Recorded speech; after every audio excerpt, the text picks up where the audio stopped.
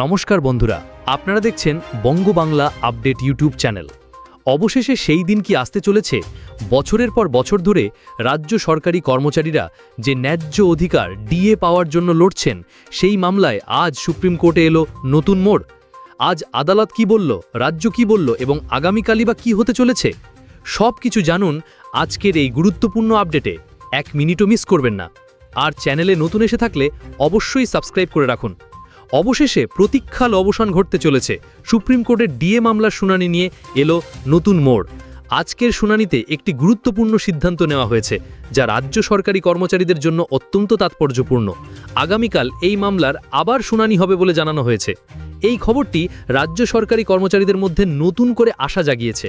আজকের শুনানির মূল বিষয়, আজ সুপ্রিম কোর্টের 12 নম্বর কোর্টে এই মামলার শুনানি হয়। মামলার তালিকায় এটি 13 নম্বর আইটেম হিসাবে নথিভুক্ত হয়েছে, তবে এটি টপ অফ দ্য লিস্ট হিসাবে উল্লেখিত ছিল। আদালত রাজ্যের কাছে জানতে চায় যে তারা এই ভাতা মেটাতে প্রস্তুত কিনা। আজ মামলাটি উঠলেও বিস্তারিত আলোচনা হয়নি। আদালতের পক্ষ থেকে আরও জানানো হয় যে এই মামলার পরবর্তী শুনানি আগামীকালই হবে, অর্থাৎ একদিনের মধ্যেই আবার এই মামলা শুনানি হতে চলেছে। এটি একটি অত্যন্ত ইতিবাচক দিক, কারণ এর থেকে বোঝা যাচ্ছে যে আদালত এই মামলাটিকে যথেষ্ট গুরুত্ব দিচ্ছে এবং এই মামলা এখন প্রতিদিন শুনানি হতে পারে যতদিন না সমাধান হচ্ছে। কর্মচারীদের প্রতিক্রিয়া, রাজ্য সরকারি কর্মচারী সংগঠনগুলি আদালতের এই পদক্ষেপে খুশি। বিশেষ করে যদি প্রতিদিন এই মামলার শুনানি হয়, তবে দ্রুত এই মামলার রায়দান হবে বলে তারা আশাবাদী।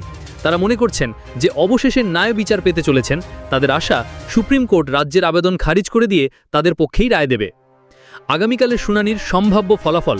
আগামীকালের শুনানিতে কয়েকটি সম্ভাব্য ফলাফল হতে পারে। রায়দান, আদালত চূড়ান্ত রায় ঘোষণা করতে পারে। স্থগিতাদেশ, আদালত রাজ্যের আবেদন মেনে নিয়ে মামলাটি স্থগিত রাখতে পারে। মধ্যস্থতার নির্দেশ, আদালত রাজ্য এবং কর্মচারী সংগঠনগুলিকে আলোচনার মাধ্যমে একটি সমাধান খুঁজে বের করার নির্দেশ দিতে পারে।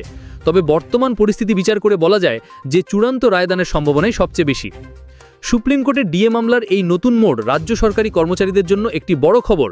আগামীকালের শুনানির দিকেই এখন সকলের নজর থাকবে।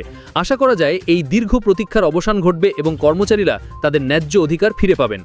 এই বিষয়ে আপনার কি মতামত কমেন্ট করে জানান। দেখা হচ্ছে পরবর্তী আপডেটে।